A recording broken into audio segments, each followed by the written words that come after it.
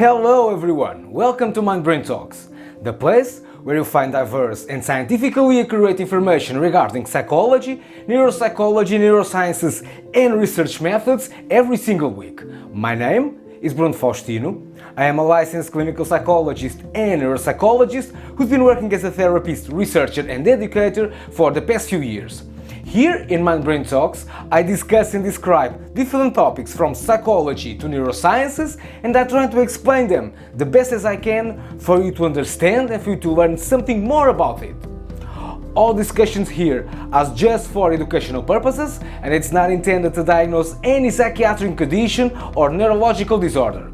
So, without further delay, let's jump for today's content. So, today I'll talk to you about emotional disorders. In the previous video, I showed you what is the transdiagnostic perspective, and now we will see how it can apply to a specific set of disorders that has a similar basis, that has similar etiologies and has similar factors, okay? So, let's go! So, now let's look to the manuals that I recommend to you today. The first is Introduction to Clinical Psychology. The second, the Oxford Handbook of Clinical Psychology. The third, Clinical Psychology Handbook of Psychological Disorders. The fourth, the Transdiagnostic Roadmap to Case Confirmation and Treatment Planning.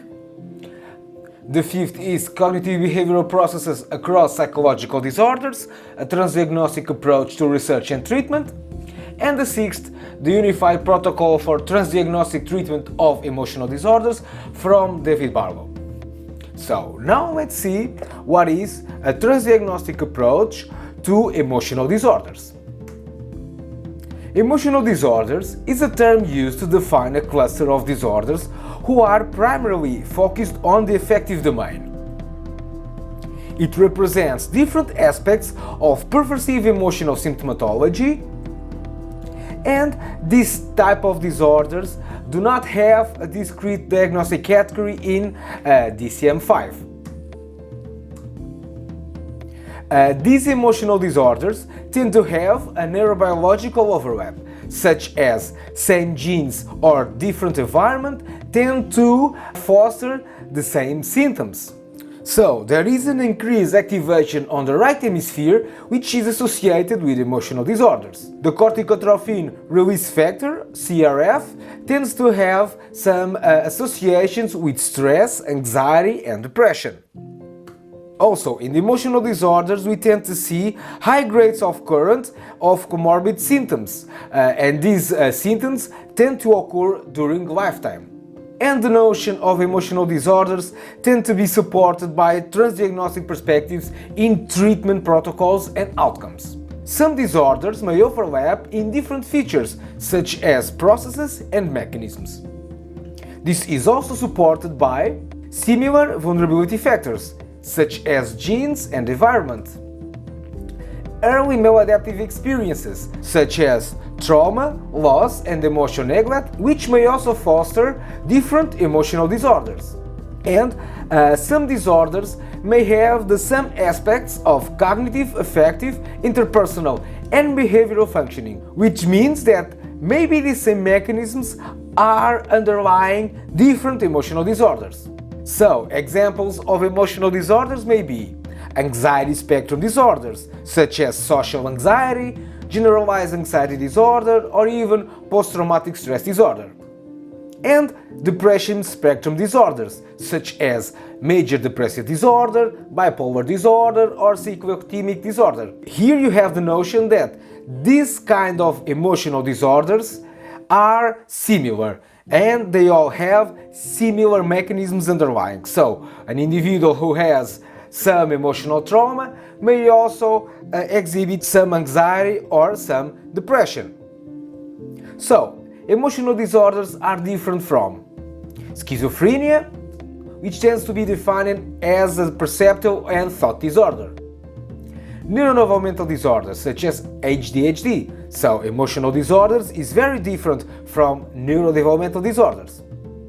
And personality disorders. Emotional disorders tend to be described as Axis 1 disorder, and personality disorders tend to be described as Axis 2 disorders, which is very different. And there are different approaches of clinical psychology and psychotherapy that tend to focus specifically on transdiagnostic features of emotional disorders, such as cognitive behavior-oriented therapies. Typically, cognitive therapy has a diagnostic approach to specific diagnoses and has different approaches to transdiagnostic disorders. Acceptance and commitment therapy and dialectical behavior therapy are two major CBT, third generation CBTs that are focused specifically on transdiagnostic features of disorders. Schema therapy or emotion focused therapy, or even paradigmatic complementary meta model. These kinds of therapies are specifically focused on transdiagnostic or transtheoretical issues of psychological disorders. So don't worry, in the future I will produce different videos focused on these specific approaches, okay? So now let's just summarize the contents of today. So we see that there are different disorders of emotions, and these disorders tend to be described as emotional disorders.